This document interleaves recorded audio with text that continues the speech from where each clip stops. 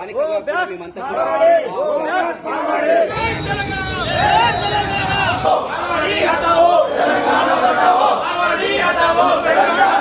तो तेलंगाना में पिछले कुछ दिनों से एक नई तहरीक उठती नजर आ रही है जिसका नाम है Marwari go back campaign. Telangana के मुख्तलिफ इलाकों में 22 अगस्त यानी आज के दिन पूरा बंद ऑब्जर्व किया गया। दुकानें बंद रही, बाजार सुनसान रहे और लोगों ने अपनी तरफ से इस आंदोलन में हिस्सा लिया। ये बंद असल में उस्मानिया यूनिवर्सिटी जॉइंट एक्शन कमेटी के बुलाए हुए कॉल पर हुआ, जिसका सरबराह कोत्तापल्ली तिरुपति रेड्डी है। तिरुपति रेड्डी ने तेलंगाना के अवाम से अपील की है कि वो इस बंद को कामयाब बनाए, क्योंकि उनके मुताबिक मारवाड़ी बिजनेस कम्युनिटी खासकर राजस्थानी और गुजराती लोग तेलंगाना के लोकल ट्रेडर्स की जिंदगी बर्बाद कर रहे हैं। उनका कहना था कि मारवाड़ी लोग चालाक और धोखेबाज बिजनेस स्ट्रेटजीज अडॉप्ट कर रहे हैं, जिससे तेलंगाना के असली कारोबार खतरे में पड़ गए हैं। ये भी कहा गया है कि तेलंगाना की सरकार अगर मारवाड़ी लोगों की ज्यादतियों पर रोक नहीं लगाएगी तो ये तहरीक और भी शिद्दत इख्तियार करेगी। एहतजाज करने वालों का कहना है कि वो लाखों का टैक्स भरते हैं, फिर जीएसटी का बिल भी देते हैं, फिर ओरिजिनल सामान बेचते हैं, जबकि उनका बिजनेस उतना अच्छा नहीं होता। जबकि दूसरी तरफ जो बाहर के मारवाड़ी यहाँ पर आके बस गए हैं, वो लोग डुप्लीकेट सामान बेच कर ज्यादा मुनाफा पा रहे हैं, जबकि वो लोग जीएसटी की बिल भी नहीं देते और ना टैक्स भरते हैं। काफी लोग कमेंट कर रहे हैं कि भाई आप इंग्लिश में न्यूज कई के वास्ते बोल रहे, तो भाई मैं न्यूज जो है हिंदी में ही बोल रहा हूँ, लेकिन एक फीचर ऐड कर दिया यूट्यूब वाला। अब अपने वीडियो सबसे पहले अल्हम्दुलिल्लाह अमेरिका में भी अंग्रेजा ऑडियो ट्रैक चेंज करके इंग्लिश में सुन सकते और आप लोग हिंदी ओरिजिनल सेलेक्ट करके हिंदी में सुन सकते। सेटिंग में ये ऑप्शन मिल जाएगा आपको ऑडियो ट्रैक का। बहुत बड़ा अचीवमेंट है अपने वास्ते, 1 महीने के अंदर अपन ये फीचर हासिल कर लिए। लोग हम तड़प रहे सालों से तो भी नहीं मिल रहा उनको ये। अल्हम्दुलिल्लाह अपना मियाँ भाई न्यूज़ का जो चैनल है उस पर भी ये फीचर मिल गया अपन को। अल्हम्दुलिल्लाह अपने जितने भी चैनल्स है, मॉर्निंग का जो फर्स्ट वीडियो रहता उसके लास्ट में आपको हदीस सुनाई देगी। और हम अल्हम्दुलिल्लाह इल्यूमिनाटी का एक भी लोगो यूज नहीं करते भाई अपने चैनलों के ऊपर। जितने भी लोग हैं पूरा अपन को देख के सीख रहे सो है, लेकिन किसी का नाम लेके मैं ये नहीं बोलता हूँ कि मेरी वजह से सीख रहा है। मेरी वजह से जितने भी जने सीखते हैं मैं लोगों को बोलता हूँ कि और सीखो भाई, अपने लोग आगे बढ़ना सोचता हूँ मैं। और औरतों के जैसा रोना अपन को नहीं आता। अल्हम्दुलिल्लाह अपने जितने भी पर्सनल मैटर रहते अपन उसको हैंडल करने की ताकत रखते।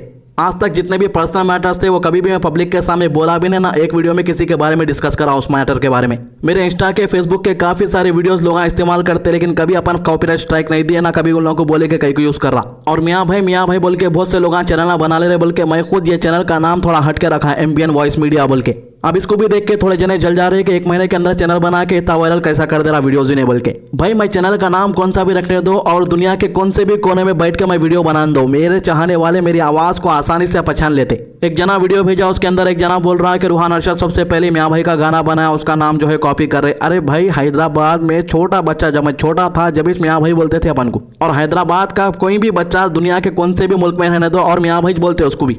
तो मियाँ भाई जो अल्फाज है हैदराबाद में उन्हें गाना बनाने से पहले से फेमस है, उन्हें बना के कोई भी उजाला नहीं करा हो, उसका कॉपी इसका कॉपी, कई को भी औरतों के जैसा पंचायत ना। अपन न्यूज़ बोलने वाले हैं, न्यूज़ बोल दिया तो बात ही खत्म हो गई ना। वैसे तो मैं जो है ये चीज़ों के बारे में बातें नहीं करता हूँ, आप लोगों को तो मालूम है, लेकिन सामने वाला 10 बार इसके बारे में बात कर देगा तो एक बार रिप्लाई देना जरूरी हो जाता ना बड़े भाई। खैर ये टॉपिक को यहाँ पर ही रोक दे रहा हूँ मैं, क्योंकि हर मुसलमान को मैं भाई समझता हूँ और उन्हें भी मेरा छोटे भाई के जैसे ज़्यादा कुछ भी नहीं बोलना चाह रहा हूँ उसके खिलाफ भी।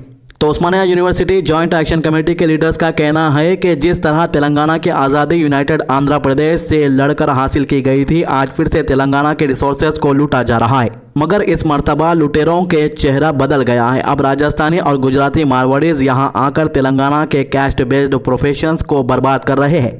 तेलंगाना क्रांति दल के प्रेसिडेंट संगम रेड्डी पृथ्वीराज ने भी खुले तौर पर तेलंगाना के अवाम को अपील की है कि वो मारवाड़ी ट्रेडर्स के साथ किसी किस्म का कॉरपोरेशन ना करे, उनके माल का बाइकआउट करे और उनको यहाँ के बाजार में मुकम्मल तौर पर रिजेक्ट करे। उनका ये भी कहना था कि सरकार को लॉ बनाना चाहिए कि 5 लाख से कम पॉपुलेशन वाले शहरों में बाहर से आने वाले आउटसाइडर्स कोई बिजनेस स्टार्ट ना कर सके। उन्होंने ये भी इल्जाम लगाया कि मारवाड़ी बिजनेसमैन लोकल लोगों को नौकरी भी नहीं देते, उनके लोगों को बुला लेके काम पे रख लेते। इसी एहतजाज के बीच में एक कॉमेडी भी देखने को मिली। एक जना कांग्रेस का एमपी का खास आदमी है, कहती उसको पुलिस वाले डाल लिए गाड़ी के अंदर, मतलब उनकी बस के अंदर। उन्हें बोल रहा है कि मैं कांग्रेस के एमपी का खास आदमी हो रहे भाई, मेरे को छोड़ो, मेरे को पकड़े। अब पुलिस वाले बोल रहे अरे भाई पकड़ते खुद याद नहीं था, देखो मैं कांग्रेस का आदमी हूँ बोल के बाद में याद आया, देखो पकड़ने के बाद देखो कॉमेडी।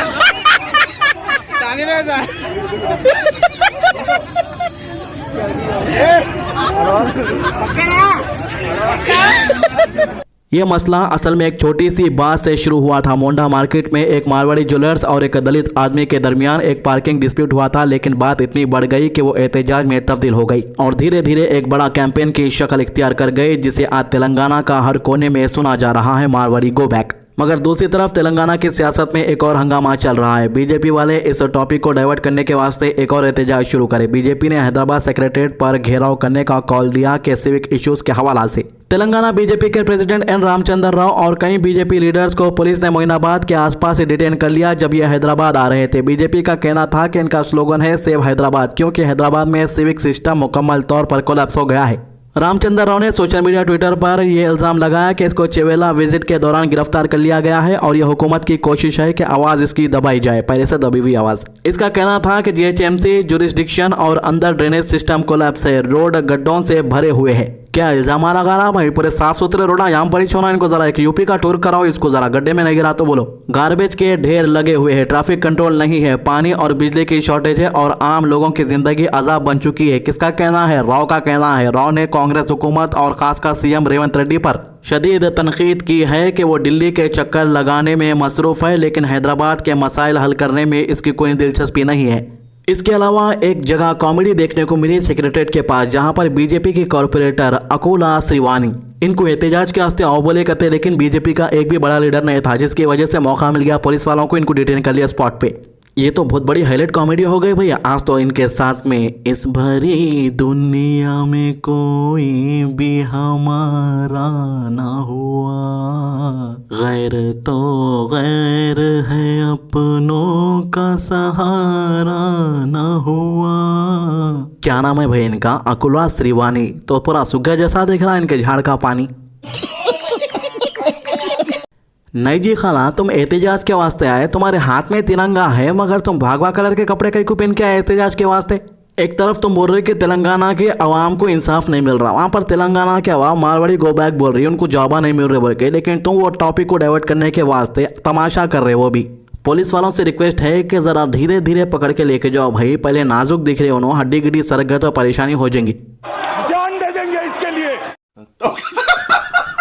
सुबह इनका एक वीडियो डाला फेसबुक पे, तो एक अनपढ़ कमेंट करके बोल रहा समझ में नहीं आ रहा मैं क्या बोल रहा हूँ कहते, तो तेलुगु में बोलना कहते। ఈ ప్రొటెస్ట్ లో బీజేపీ కార్పొరేటర్ కి పోలీస్ పట్టుకొని డిటైన్ చేశారు। ఈ ఎలక్షన్ టైంలో అందరి కోసం డ్రామా స్టార్ట్ అయిందంట। ఇది చూస్తే జీహెచ్ఎంసీ ఎలక్షన్ ముందు ఫ్లాష్ బ్యాక్ సీన్ లా ఉంది। మీరే చూడండి, పోలీస్ పట్టుకుంటే కూడా అందరూ కెమెరా ముందే మాత్రమే షాట్ చేస్తున్నారు। అరే భయ్యా, సినిమాలో హీరోలా బిహేవ్ చేస్తున్నారు, కానీ పబ్లిక్ కి తెలుసు హీరో కూడా విలన్ లా ఉంటారు। अरे तुम लोग जो लैंग्वेज बोले वो लैंग्वेज में बात करता हूँ, खाली तुम लोग लैंग्वेज का नाम डाल दो बस। तो बीजेपी के अंदर बहुत से बड़े लीडर्स ने तेलंगाना में हमेशा से पोलराइजेशन की सियासत की है। उनका असल मकसद हिंदू मुस्लिम करना है, कम्युनल तनाव पैदा करना और फिर उन्हीं टेंशन का फायदा उठा के इलेक्शन में अपना मकसद हासिल करना है। तेलंगाना में मारवाड़ी कम्युनिटी के खिलाफ आवाज उठ रही है। लोकल ट्रेडर्स अपना हक मांग रहे हैं। लोग कह रहे हैं मारवाड़ी आउटसाइडर्स को रोका जाए, उनका बाइकआउट हो, लेकिन बीजेपी ने इस प्रोटेस्ट को ओवरशैडो करने के लिए सेक्रेटेरिएट एहतजाज का नाटक किया।